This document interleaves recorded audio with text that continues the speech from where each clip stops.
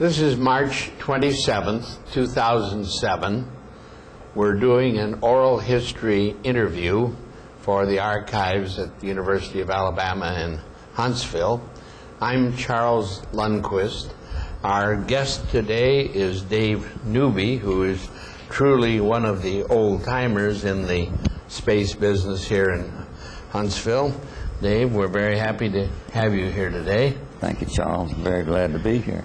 We'd like to start out by giving you an opportunity for the historical record to tell where you spent your boyhood, where you were educated, and how you got into the space program.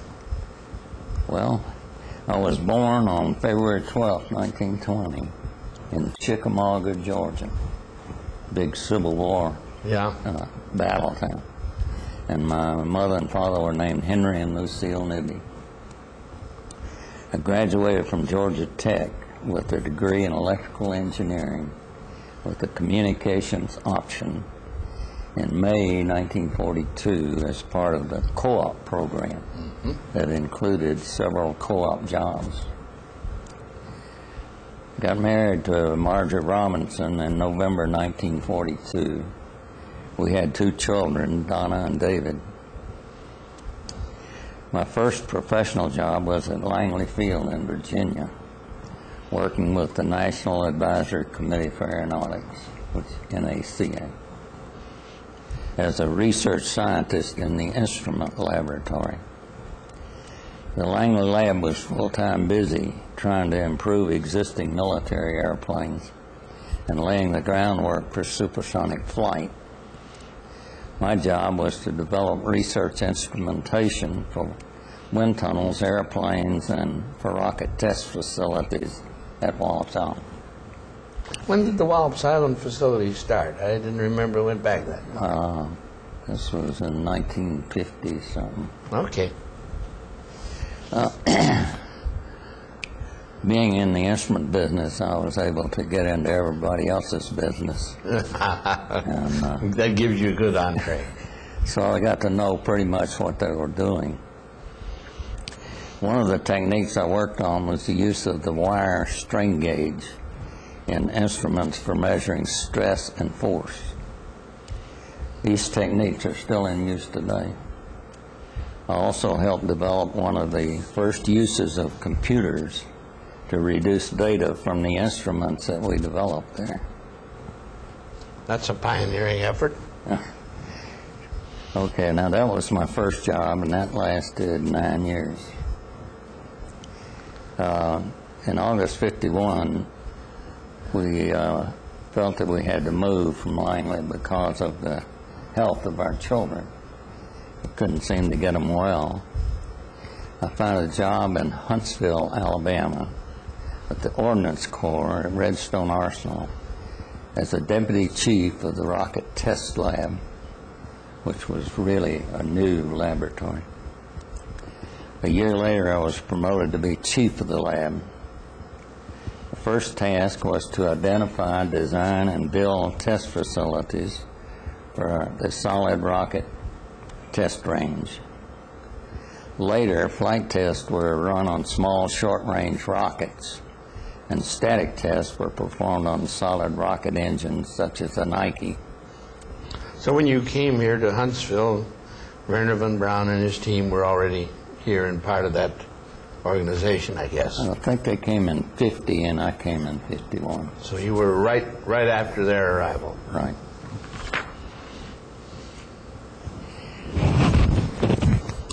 In April 1959, I was appointed as NASA representative to the Army ABMA to oversee the work being done by the Army with NASA funds. As a result, I was the first NASA employee in Huntsville.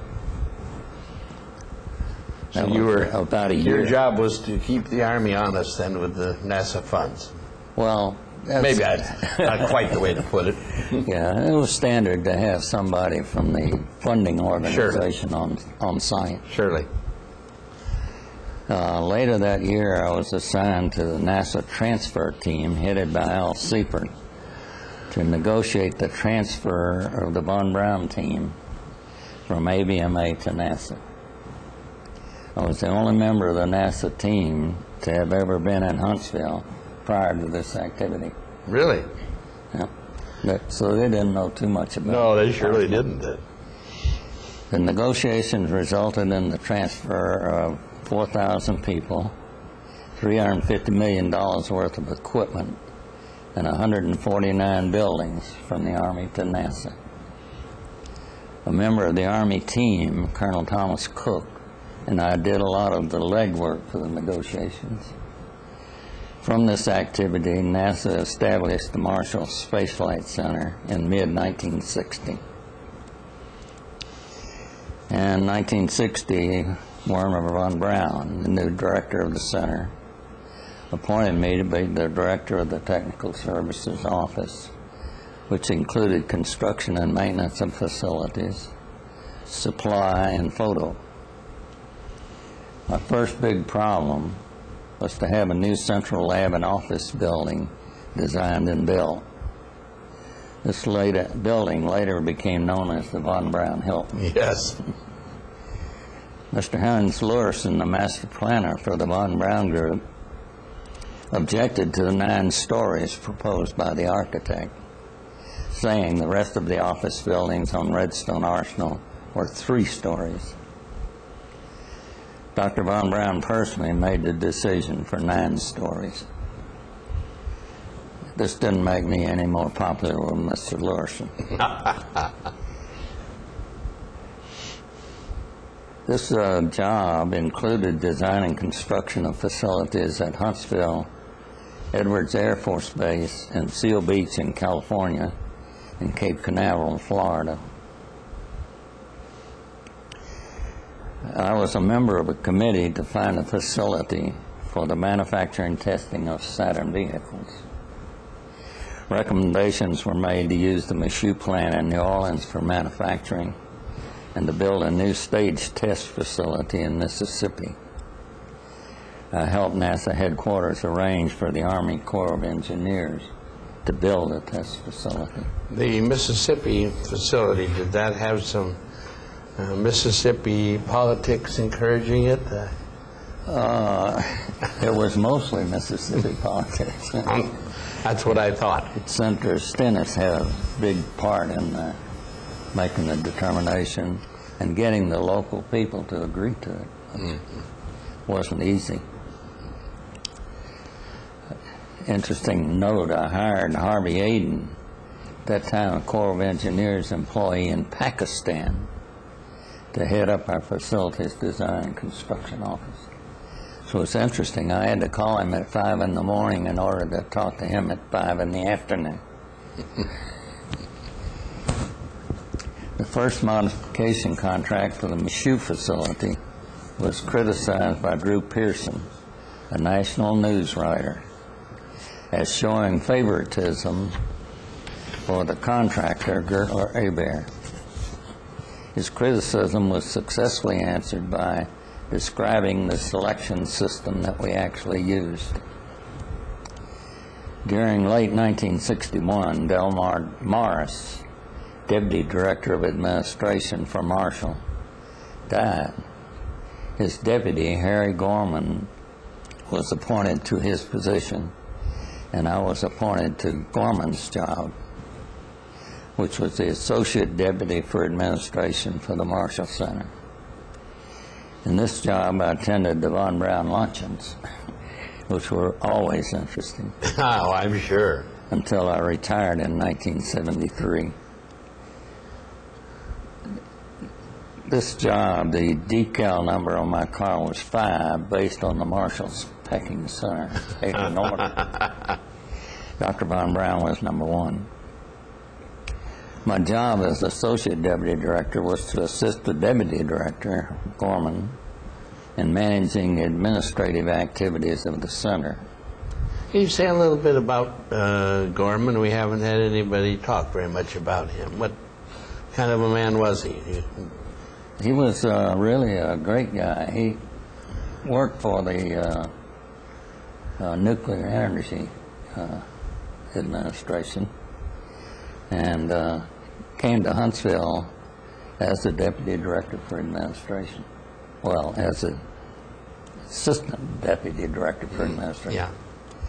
Yeah. When he took over the task, he went through the whole rigmarole of establishing all of the major contracts: Boeing, General Electric, IBM, North American. And this went by very well. The GAO came in about 3 years later and went over the entire operation that we performed at that time and didn't find any problems with it, which, considering that we didn't even have a set of regulations for procurement at the time, was pretty remarkable. Yes. Well, can you back up and tell us a little bit about Delmar Morris? We haven't heard much about him in these interviews either. Mr. Morris was also a nuclear agency employee, and he favorably impressed Von Braun and Reese of the number of people that they interviewed, and was an extremely nice guy. And actually, he hired me for the job I took. And it was very unfortunate that he passed away. Yes. I think he would have done an excellent job. Morris Auditorium at Marshall is, of course, named for him. Yes. Oh, I interrupted your train, okay. but I thought it worth going back and saying a few words about these people for the historical record. Right. Well, these were fine gentlemen, I'll tell you, and it was a real pleasure working for both of them.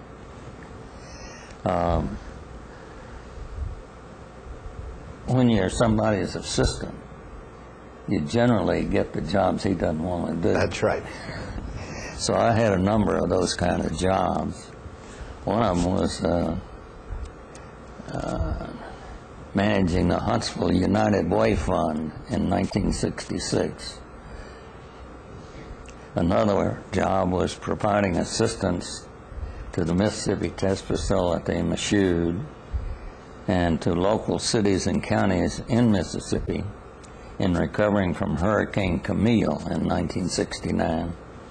We took a 200-bed hospital, 2 doctors, about 10 nurses, generators, all kinds of stuff that was useful in recovering, and recovered several bodies. Some of our people did. Not a very good job. No, not a very Just pleasant something that job. had to be done, yeah. Yeah, very necessary job. Another assignment was working with the Army and local city and state on activities involving Marshall Center. And one of these was the Alabama Space and Rocket Center. Dr. Von Braun and Gorman made all of the major decisions, but I carried out the getting it done, and as far as Marshall was concerned.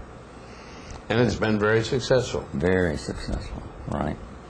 Well, Ed Buckby was a good choice. Yes, he was.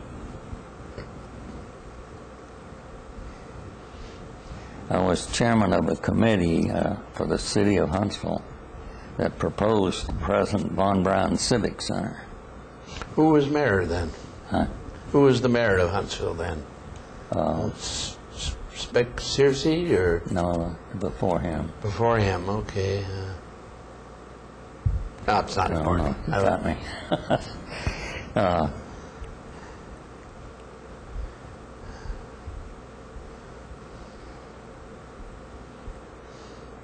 Another job was assisting a public affairs office in speeches.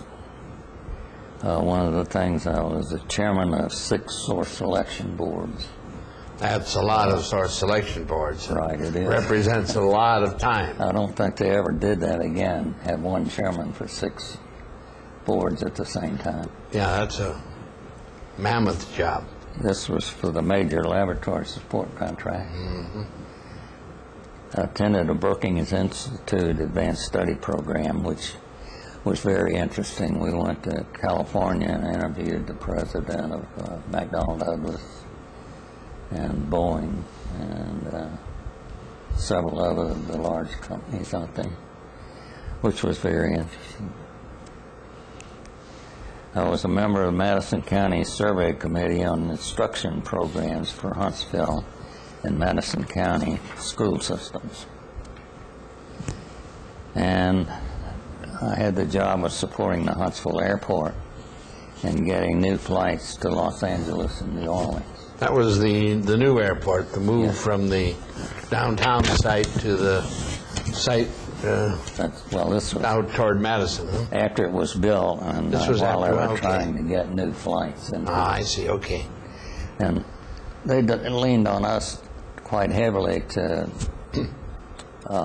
justify getting the new flights because we needed flights between Huntsville and Los Angeles, Surely. Huntsville and New Orleans. So that was a fairly significant job. As you see, the kind of jobs I got. Yeah, well. And why. Well, it's why I did interesting, though, particularly. for the historical record to know who got these things done. Well, that was my job, so and I enjoyed it. I really did.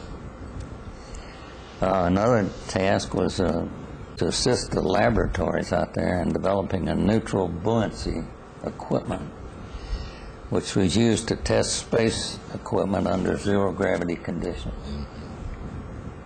Consisted of a 70-foot diameter by 40-foot high tank located in an existing building and assembled within existing funding authorities at Marshall at a cost of about $400,000.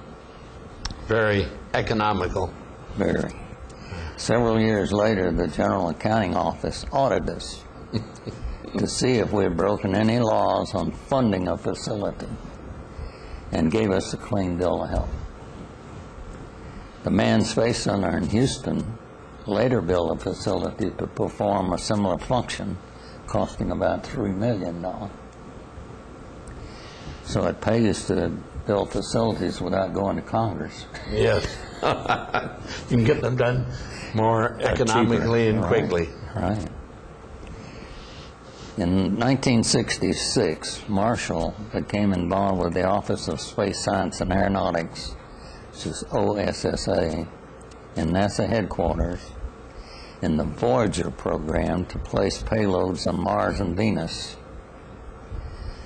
Dr. von Braun appointed me first as Director of Science for the center, which later Stuhlinger held for a long time, and appointed me to be the temporary Voyager program manager at Marshall for two reasons. One, I was acceptable to OSSA. A lot of them knew me from my time at Langley, and there would be no impact on the program manager or the management of the Saturn program, thereby eliminating any objections from Office of Manned Spaceflight. In July, Congress deleted all funds for the Voyager program in the FY67 budget. The Saturn Voyager program was never revived, so I lost my job. And later, Marshall had to take a 1,400-man cut in personnel, half civil service and half support contractor, because they weren't going to do the Voyager program. So it was a double-edged. Yeah, a dramatic event. Right.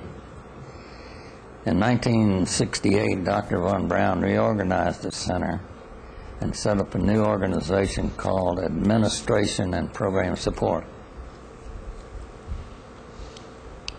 This organization included the Manpower Office, Financial Management Office, Technical Services Office, Center Plans and Resources Office, Cost Reduction, Facilities Office, Management Services Office, Patent Council, Purchasing Office, and Technology Utilization Office. Quite a big breadth. mouthful. Quite a breadth of problems. Yeah. And it had about 2,500 people, which half were support contractors.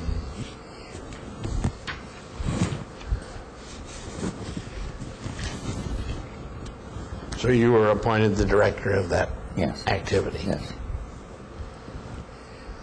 which I held for about 3 or 4 years. I attended the Apollo 11 moon launch, which was pretty exciting. Put the first men on the moon, and directed a plan for a lunar landing celebration at Marshall. Ah, yes. So if you got a little lubricated out there, it was my fault. I also attended the Apollo splashdown party in Washington.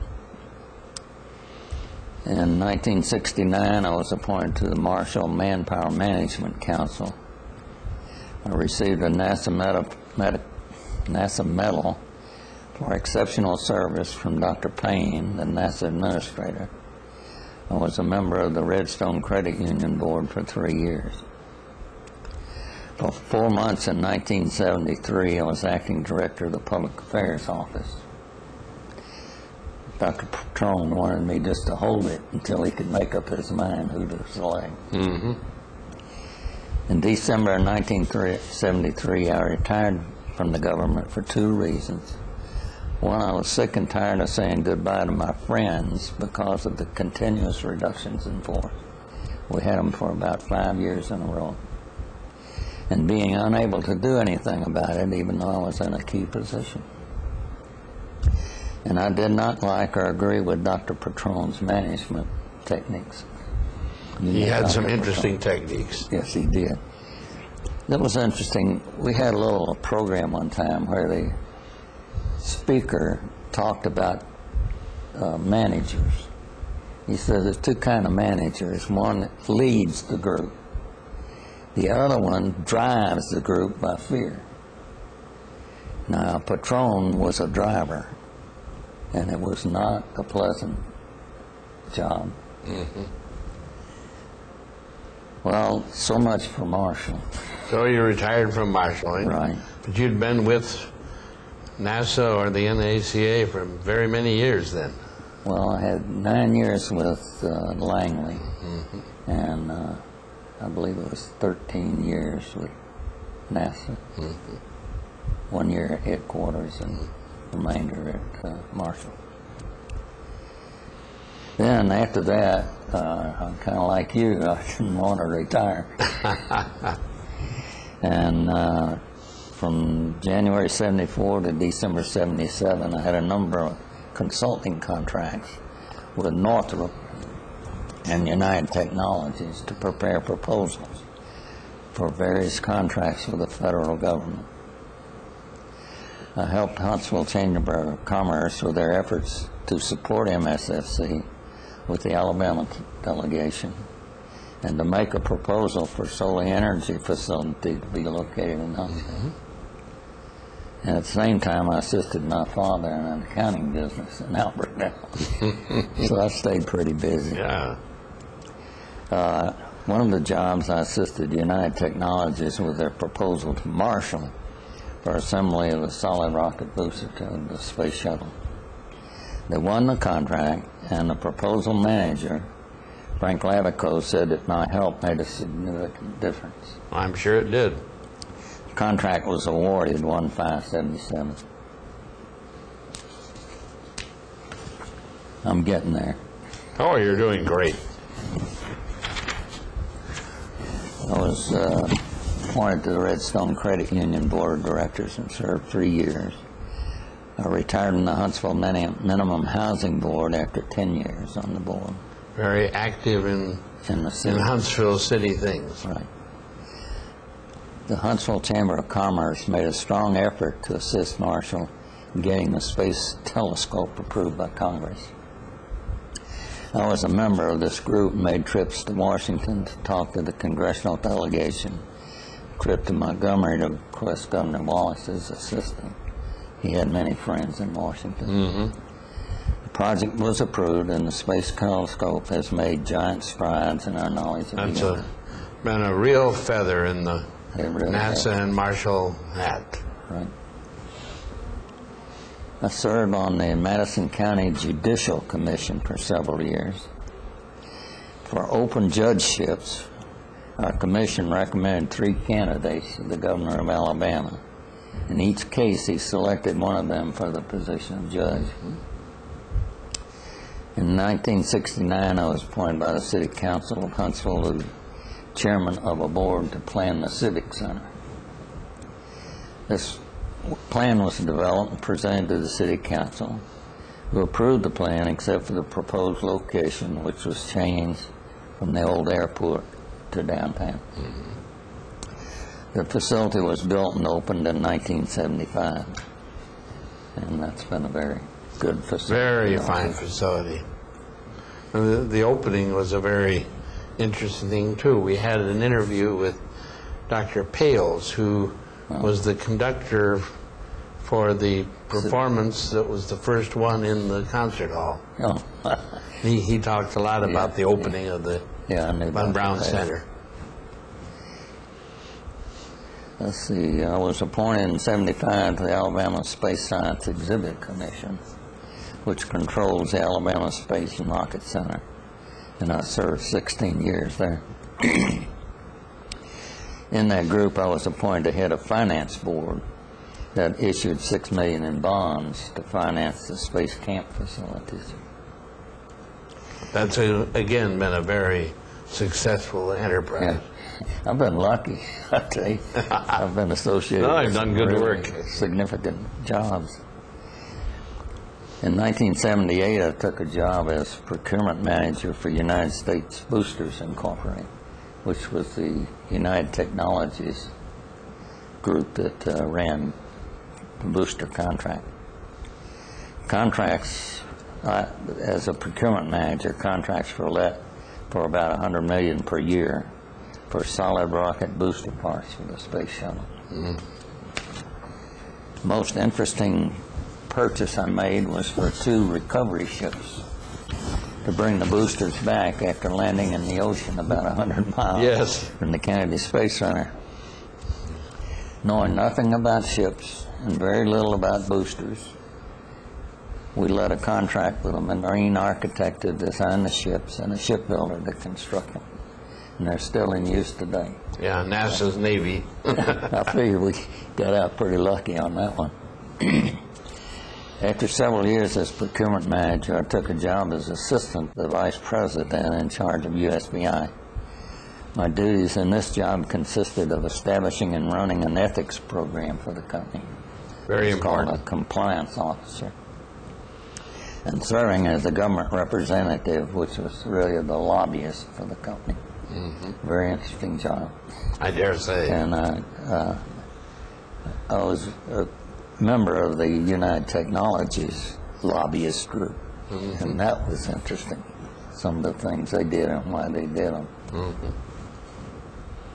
I retired from USBI in 1989.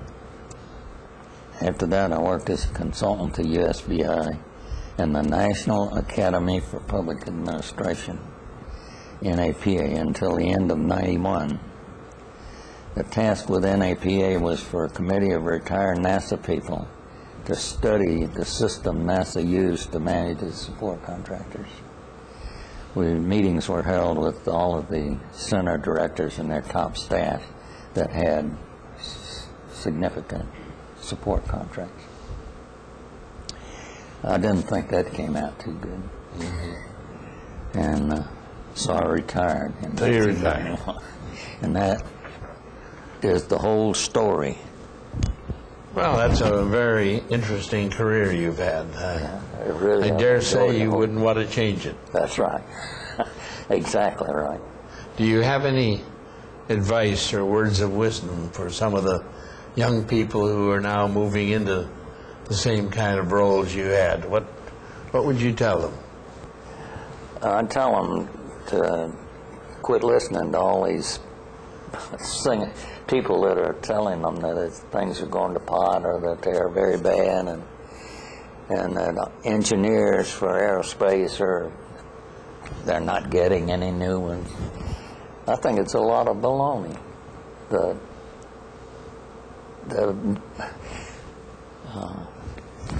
So you have confidence then in the new generation? I have a grandson who's a graduate of Auburn in aeronautical engineering, and he's working for some local company whose name I never remember, but he's really thrilled with the whole thing, and I encourage them at every step. Well, that's good. But I really believe there's a lot of opportunity in the aerospace business, especially the space business. You know, they talk a lot about we're in trouble and we can't get to Mars, and we're having, but we're doing real well at reading methane lakes on Saturn. And Yes. running robots on Mars, and that's only a beginning. Yes. There's going to be many, many more of those kinds The of solar things. system is turning out to be a extraordinarily varied and interesting Isn't it? sight. It really is. Yeah, it's one less planet now. One less planet. But many more dwarf planets. Yeah, That whole new... yeah. Well, it looks like there's going to be a lot of opportunities for studying the space outside of the solar system. Yes, indeed. There's apparently an awful lot going on out there. An awful lot going on. And then somebody's got to figure out what to do the first time one of these pieces of dirt comes charging at the Earth at Yes. 45,000 miles an hour. Yes, that's going to be an interesting challenge when one is... Yeah, it really will. If one is detected at some future time and it's about to hit the Earth, what do we do? You know, they're not really sure that one of them isn't coming right now. Yeah, they aren't. Every year they come up with 2 or 3 more that are going to go close. Yes. How long before they find one that's coming right on? Yeah. Yeah. Well, any other things you'd like to record for the historical record while you've got the chance? I appreciate the opportunity to do this. It's been a lot of fun. I really couldn't remember all the things I did, so I had to go back and look through a whole bunch of scrapbooks to find out what I did. You've done so much, I can understand it being hard to remember it all. But I'm really pleased with what I've done. Well, you should would be do very, it all over again if I be could. very proud of your career. I'm sure you are. Well, I'm very happy with it. That's for sure. Thank you very much for coming. Chuck, thanks a lot for asking me.